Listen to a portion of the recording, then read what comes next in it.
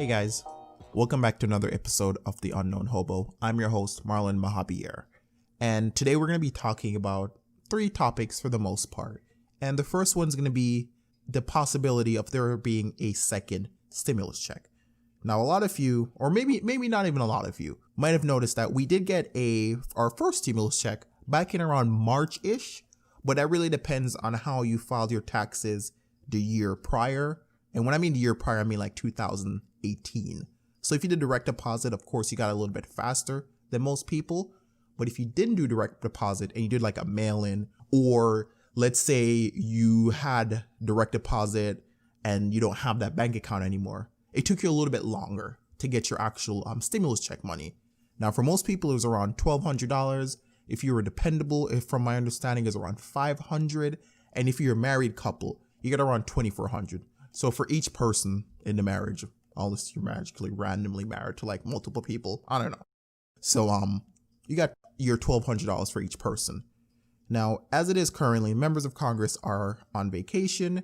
They're kind of talking about what they're planning to do. And the most recent thing as of today, just paraphrasing this, it looks like Nancy Pelosi is willing to gauge down the federal unemployment, but it really depends on the amount that the next stimulus check, if there is even a next stimulus check, what that amount is.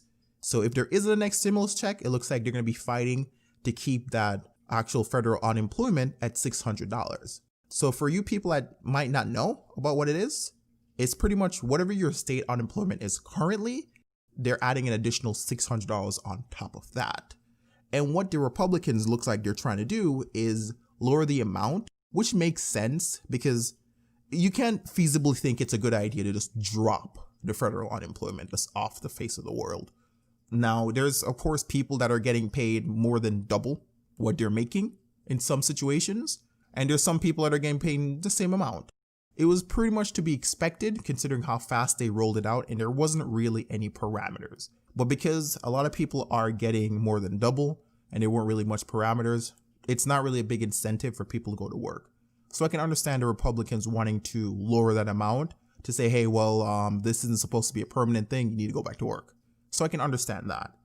Well, the way it looks is they have to have everything settled within the next, if I'm right, around 2 weeks or like 11 days. Because if they don't, the unemployment for federal unemployment is just going to be gone. Like that's it. People might get their last checks and then that's going to be it.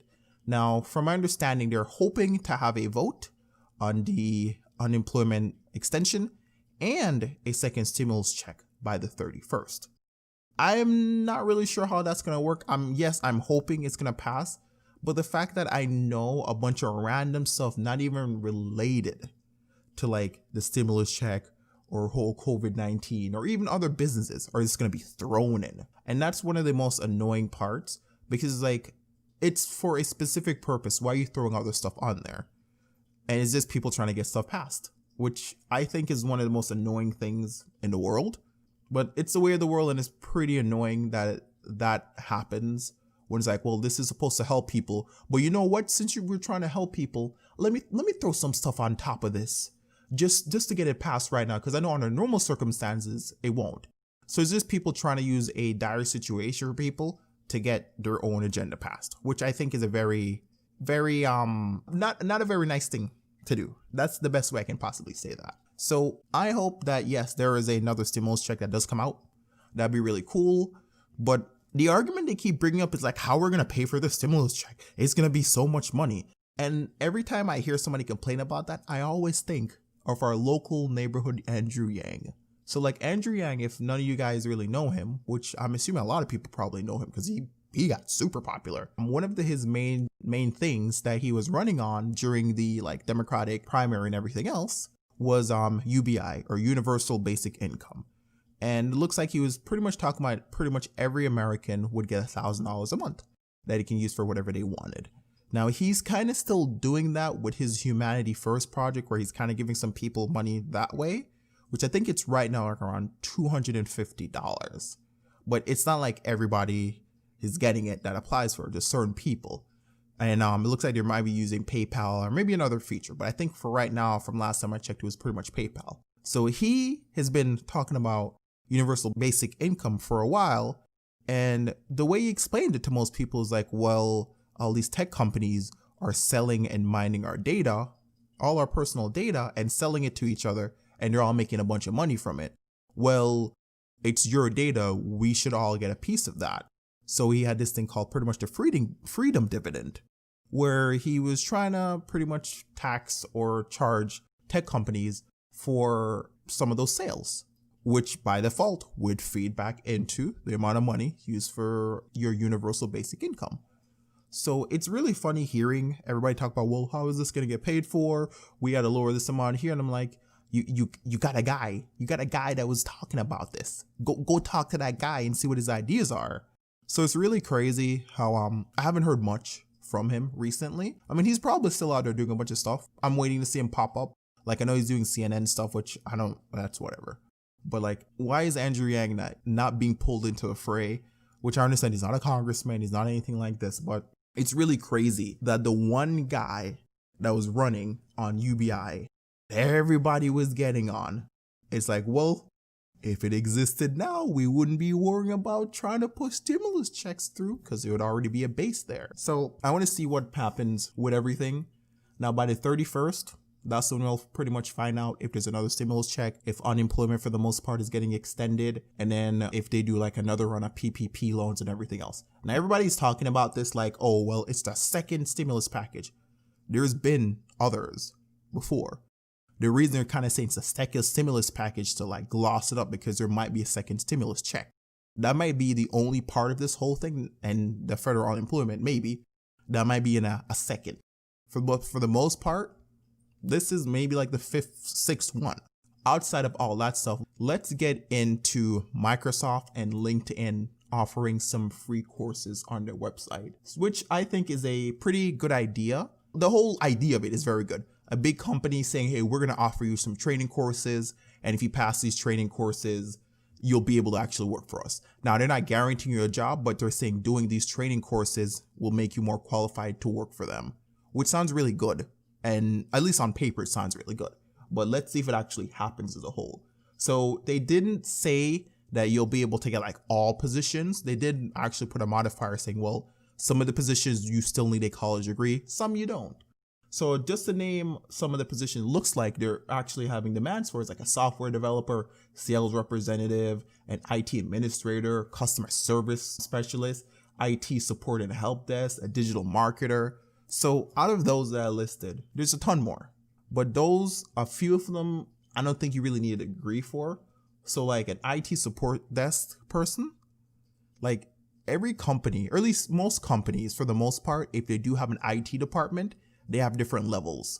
So I can see the level 1 IT people as being someone that not really knows how to use a computer. They know how to do the basics of like, yeah, your internet's not working. All right, here's what you do. You need to turn off your router, wait 30 seconds, and then turn it back on. And I'll sit there and I say, I already did that. And I turned off my modem, and I restarted my computer, and I turned off my access point, and I made sure all this other random stuff was done. I even went and double checked my firmware to make sure my firmware was updated. And by the time I get down that tunnel and even get past like my modem and router, a lot of times in situation with level 1 IT, they'll be like, okay, we'll escalate it. They'll give you a call. Like you don't really need to know a ton about that because it's pretty much, they probably just give them a basic script. Here's this problem, use this solution, use this solution. Anything past this, escalate it. Because like from a lot of the places I've worked, a lot of people really don't know how to use computers at all.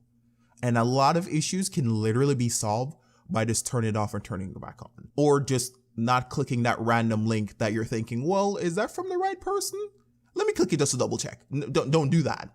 If you see something that's sketch on your computer, don't click it. It's the whole thing with like in movies where they're like, there's a big red button. Don't touch a big red button. That's what people do with their computers nowadays. They go and touch that red button. So I can see level 1 IT or level 1 help desk being a thing. I can see sales representative. Of course, sales representative is going to be a thing. Now, yes, if you get into high level sales, that's more in like the business negotiation, which is a pretty much acquired skill because every different levels of sale requires a different skill set. So there's standard sales, there's commission sales, and then there's like high business sales. So like I have done commission sales for a very long time before.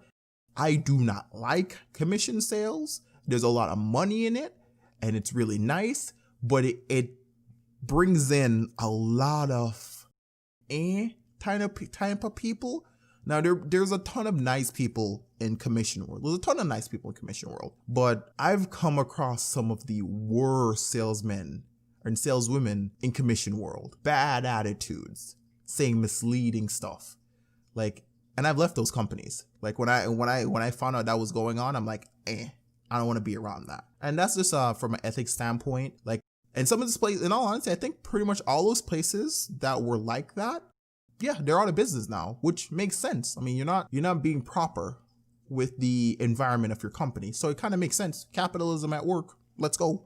So outside of that, back to the main story, since I decided to randomly go off topic. The fact that Microsoft and LinkedIn are offering this is really cool. And I do hope that they do hire people based on this. Because if somebody goes, like if say you're a minimum wage worker and you're like, oh, Microsoft offering these free training, let me go do them.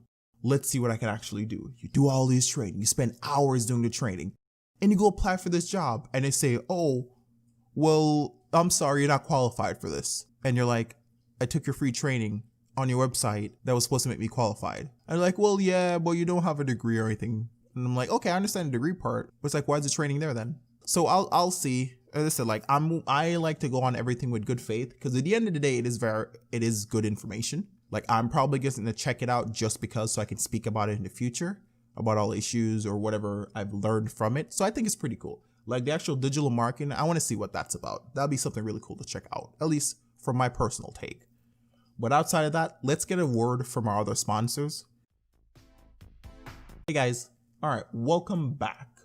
So now we're gonna be talking about Thunderbolt 4 and Intel's new crazy legit codename for their processor coming out. So as it is right now, it looks like Intel's next wave of processor is going to be called Tiger Lake, and they're going to be the first wave that's going to be integrating Thunderbolt 4 into themselves, which is really cool. It looks like they'll have a controller they can kind of use with older model laptops and everything else. But overall, Thunderbolt 4 I think is a very good push forward in data transfer and even in just viewing as a whole.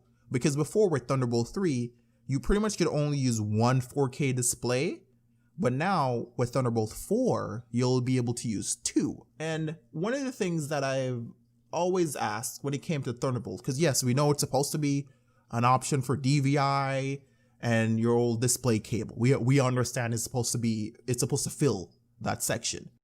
But it's like, well, what about HDMI? Like I understand the whole thing with HDMI, it transfers audio and video, and DVI and DisplayPort, yes, that is only for actual pictures or video feed. I understand that. But if you look at the size of HDMI versus a Thunderbolt cable, you could literally get two Thunderbolt cables and put them right next to each other and use one for video and one for audio. Like if you can get the same transfer rate, like, well, not the same, but better, you know what I mean? Yeah. But like, I remember back in the day when 4K's TVs were coming out and they kept saying, we're going to get a new connector coming out in the future. By the way, this was like almost 10 years ago, just to give you a time frame. Plasmas versus TVs were still out. Like they were still selling a lot. People were still confused about burn-in, which wasn't really an issue because a lot of the plasma TVs back then were like, well, if you don't leave your TV on ESPN for the first 100 hours or CNN where they had a little ticker at the bottom, as long as you had it on different channels for the first like 100 hours, burn-in wouldn't happen. That was like the selling point on plasmas. But 4Ks came into the mix. So two of the first 4K TVs were, at least from my knowledge, from what I actually, because I sold some of them at that point, was the Sony 4K and the Samsung 4K. Now the cool thing about the Sony 4K is, beside it being 4K, it had these crazy speakers on the side, which was cool. You didn't need to buy a soundbar or anything else. And then the Samsung TV had a separate little box. So the cool thing about this little box is it's supposed to pretty much make the Samsung TV future-proof. For whatever connector that comes out in the future, you're able to buy that new box and just plug it in and use it. Which made really good sense because everybody kept talking about how HDMI is going to be swapped out to whatever new connector it is to use for 4K. We'll fast forward to now. Yes, we have like a new version of HDMI that's not even a new version, just supposed to be faster. But it's like we have Thunderbolt and it transfers data a lot more. Like last time I checked, like Thunderbolt can do 4K a lot smoother than HDMI. Yes, I know the audio isn't getting transferred over, but physically, as a physical unit, the actual space that Thunderbolt 4 or Thunderbolt 3 cable takes up in comparison to HDMI is a lot smaller. So if they even use that area around an HDMI cable to have an audio connector, it'll be a lot better quality. So that's what I would love to see. I know I saw fiber optic as an option back in the day, but this was when fiber optic was like in its infancy and it wasn't everywhere. It'll be really cool to see what happens with Thunderbolt 4. Now, some of the numbers for it have been pretty much doubled as far as for PCI Express section, pretty much double the 32 gigabits per second. And then the big thing, as I said, is the fact that instead of having one 4K display, you have two, which is really cool, especially for people as 4K products become cheaper and cheaper, because like 8K is out there now, and it'll be cool because like plasma don't even exist. Like you can't even buy a plasma TV. It's just at this point LED, which is 4K TVs, but it's like this your standard like LED 1080p, and then 4K TVs. That's about it. And you can only assume eventually 1080p's are going to become less and less the standard, and those are going to be phased out as a whole. And the only reason I use TVs because TVs, in most parts, in comparison to monitors, TVs get changed a lot faster than monitors do. Because at the end of the day, somebody's like, yeah, I got my 144 hertz monitor. Like, yeah, that's cool. That's cool. That's all fine and dandy. But a lot of these companies, they go for TVs more because TVs cost a lot more, like base wise. Like, yes, you can buy a 24-inch monitor for $200, and that is for a specific type of market. Generally, everybody has a TV. Like, there's more people that have a TV than have a monitor. And you can even use a TV as a monitor. So that's why I like to use TV as a comparison when it comes to connector speeds for most people. Now, outside of that, I would love to hear your actual thoughts. Now, you can find me on most social media platforms. Wherever you listen to this podcast, definitely subscribe to so you can listen to another episode. I do have my Patreon, which is just pretty much patreon.com/MarlonMojabier. But you can always check my Patreon out. I'll have some content on there. But let me know what you guys think. Or you can actually meet me up on my Discord, which I'll have links to there on my social media also. But I think this is pretty much a good time to wrap up this episode, just so I don't ramble on a ton more about random stuff and how I like dinosaurs and Godzilla is the greatest in the world. You never know. But besides that, I will see you guys maybe next week or the week after that, depending on what events are going on in the world. And you guys have a good day.